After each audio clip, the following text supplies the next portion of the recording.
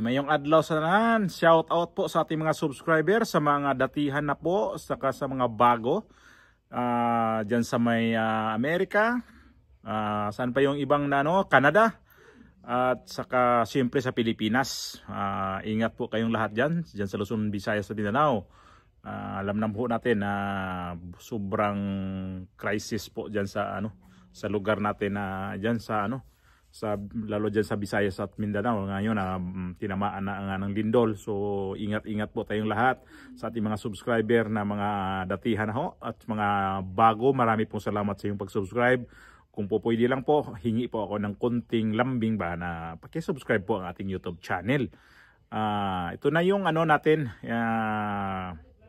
Gawan ko ng topic itong si Gretchen Ho na masama ang loob sa ating namumuno ngayon kasi gawa ho yung kapamilya na pumunta dito sa Europe, dito sa Norway, sa may airport lang, sa airport ng Oslo ay nagkaroon ho ito ng problema sa pagpapalit ng pera. Although hindi naman siya nagnakaw. So ipasok ko muna yung video na yung balita na yan. Tumitid din raw ang epekto ng korupsyon sa imahe ng Pilipinas. Sa Norway, ilang Pilipina na turista tinanggihang paltan sa foreign exchange ang kanilang pera dahil daw sa korupsyon. Umabot na rin sa 1.7 trillion pesos na ang nabawa sa ating stock market. Kawalan daw yan ang kumpiyansa ng mga investors. Nasa frontline na balitang yan si Gio Robles.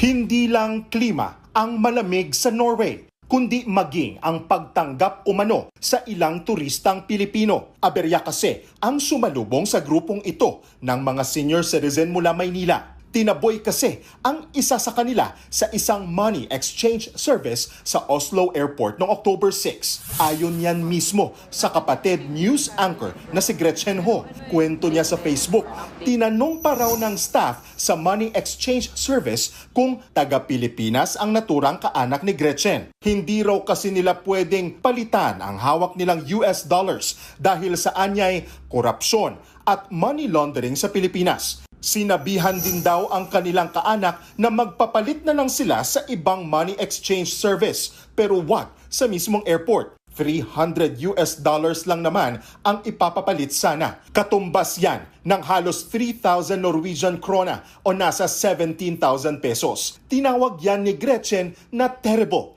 Ano raw ba ang magagawa dito ng Pilipinas? Medyo in a state of shock yung aking kapamilya kasi first time sila maka-counter ng ganun abroad And considering na yung amount involved dito napakaliit lamang.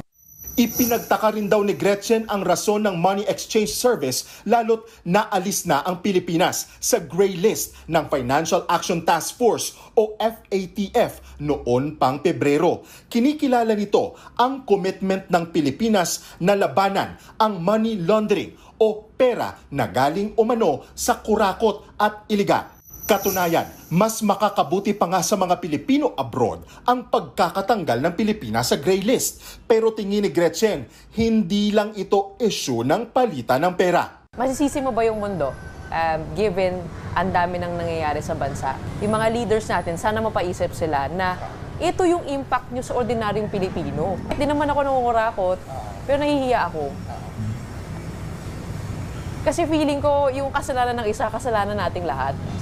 Bukod sa kaanak ni Gretchen, naranasan din umano ito ng ilang netizens sa iba pang bansa sa Europa. Nangako na ang Philippine Embassy sa Norway na makikipagpulong sa mga kinatawan ng Norwegian Foreign Ministry para resolbahin ang issue. Nataon ang insidente sa gumugulong na korupsyon sa gitna ng pag-iimbestiga sa maanumalyang flood control project sa Pilipinas. Bagay na nagdudulot ng masamang epekto sa ating ekonomiya ayon sa Makati Business Club. It is really a crisis that will impact us economically. Well, the U.S. State Department just flagged us. It just came out today in the papers. Flagged the Philippines for pervasive corruption, quote unquote. Yeah, well, fair enough, right? Halos ganito rin ang sentimiento ng grupong United People Against Corruption. Anila, hindi dapat maliitin ang malalim at malalang problema ng korupsyon sa ating gobyerno. For almost weeks or month na pag-iimbestiga wala pa rin yung pagpapanagot. Kaya kami na pinupush talaga namin na dapat may managot. Yung mga taong bayan na mismo, yung magko-complaint, no, doon sa kanilang magko-complaint, no, doon laban sa mga congressman o sa mga senators o kahit sa sino man yung sangkot doon sa issue.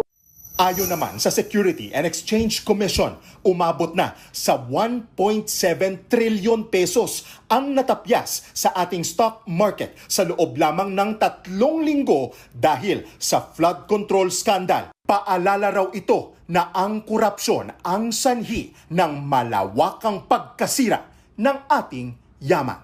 Hindi naman siya nagnakaw, di ba?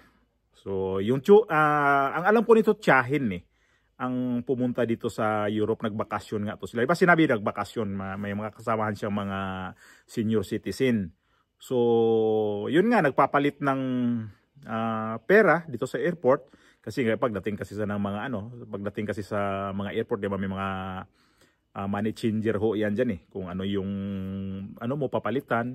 Ganyan naman kahit saan namang airport merong ganyan talaga So, nagkaroon ho siya ng parang pang iinsulto sa ating mga Pilipino nga papasok tayo sa ibang bansa tapos ganun pala ang nangyari na nasabihan ka na grabe ang korupsyon sa inyong bansa. Nakakahiya yun Tayo kasi iba kasi yung hindi tayo nagbibiyahe o iba ho yung nandyan lang tayo sa Pilipinas kasi kapag nasa ibang bansa kasi tayo iba yung natin dito i-explain ko lang ng konti na pag nasa ibang bansa ka, lahat ng mga dito yung mga nila ba, yung mga guidelines nila susundin mo yun lalo pa dyan sa airport pa lang. So naintindihan ko yun na siguro bago siya lalabas ng airport kailangan mayroon na siyang mga mayroon na siyang kung yung sa Norway na yan, yung may pera na siya na gagastusin niya kung saan siya pupunta kasi mga tourist sila pupunta ho dyan, mamamasyal, may bibilhin. So hindi talaga maiwasan yun na magpapalit ka talaga sa pera na kung saan ka pupunta, kung anong mga currency na doon. Kagaya sa atin, mga foreigner, magpapalit ng peso. So ganun din ang mangyayari ito. Papunta dito, halimbawa dito sa Spain, nandito kami, ang papalitan naman is euro. Although ang euro kasi, malaki-laki kasi ang sakop ba sa itong European Union. So ang pera nila iisa lang.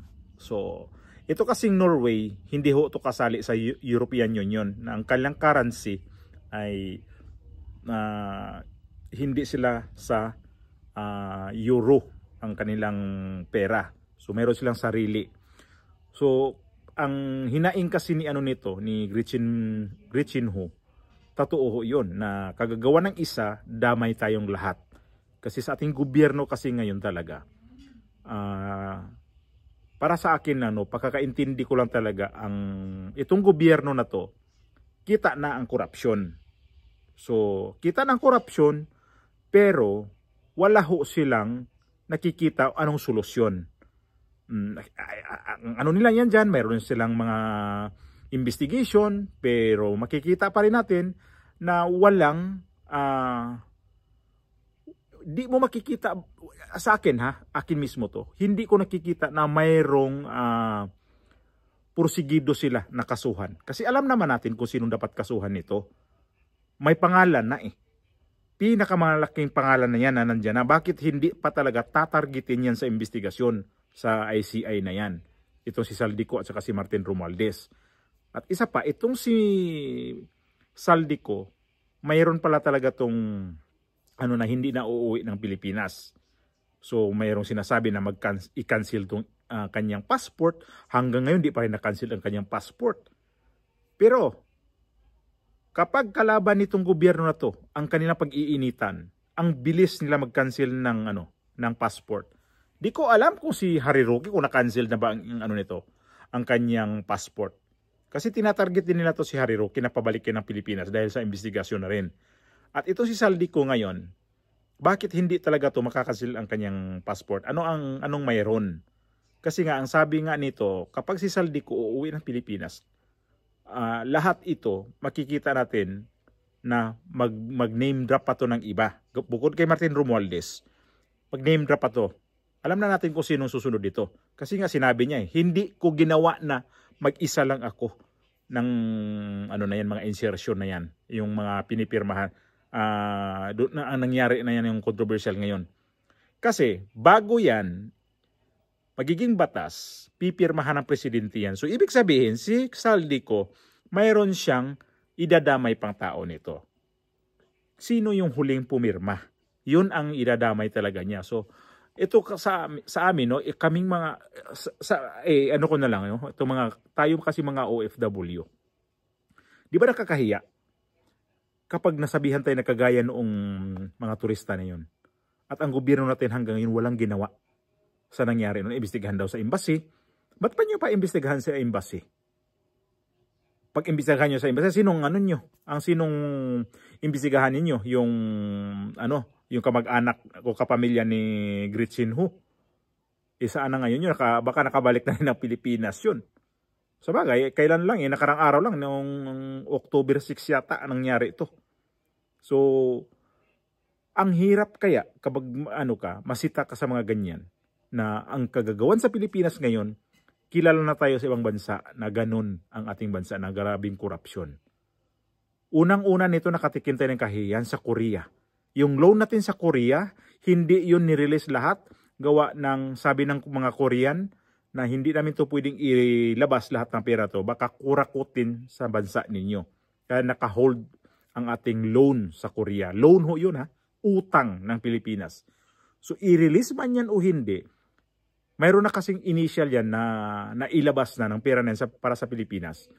So ang ano niyan, nagbabayad na rin tayo ng interest yan kahit di nila i-release yan. Tapos ganyan, nangyari na naman dito sa Europe na tayo pala ay imagine ang layo-layo ng ng Norway. Nakikita nila sa mga balita kung ano ang Pilipinas. Nakakahiya. Tapos ang gobyerno natin diyan sa palasyo, kahit ano-ano na lang yung nakikita nila, Duterte pa din. Hindi man lang to nila na ayusin nila to. Nakakahiya na nga tayo. Lubog na nga tayo sa utang. Lubog na tayo sa kakahiyan ngayon. Tapos ang nangyari nito, sasama talaga ang loob natin, lalo na to si Gretchen, kasi kapamilya niya Kapamilya niya yung nagkaroon ng problema nito. So, hindi biro ho na manirahan tayo dito sa ibang bansa. Lalo pag sabihin na tayo ay Filipino, tapos ang ang gobyerno natin sa Pilipinas, grabing corruption. Ganon din ito sa aming lugar, ang Pilipinas. Dati pang mga history sa Pilipinas, lalo na yung nanay ni Bongbong Marcos. Pati boss ko nga dito, alam nila kung ilang pares na sapatos ang mayroon itong nanay ni Bongbong Marcos, si Imelda. Nagiging halimbawa daw kapag bumili siya ng sapatos, sabi ng asawa niya, yung gayahin mo yung si Imelda Marcos sa Pilipinas, yung Pilipina. So tayo kasi na mga Pilipino, kapag nandito tayo sa ibang bansa, di ba nasabi ko na to, na ang pangalan ko hindi ko nadala yan dito. Ang dala ko na dito ay Pilipinas na. Ganun ang natin. Kaya lang, itong mga taong iba, na hindi nakakaintindi, pag ang nandito ka sa ibang bansa, baliwala sa inyo ho yun. Pero kapag nandito ka talaga maninirahan, alagaan mo yung Pilipinas. Kaya lang sa ngayong panahon na to, ang hirap alagaan ang Pilipinas kasi gawa ng nangyari ngayon sa Pilipinas. Grabing korupsyon talaga. Nakakahiya na talaga tayo. Tapos ang gobyerno natin, walang aksyon masyado. Tapos may aksyon man lang ng konti lang, akala mo laki-laki na. Kaya di natin masisisi itong si Gretchen Ho na mayroong naiinis sa ating gobyerno ngayon. Kasi pabaya naman talaga. Sinabi na si Bongbong Marcos ang nag-ano nitong lahat. Hindi naman, para sa akin hindi siya nag-ano nito ha. Kasi nagbukulan lang sila.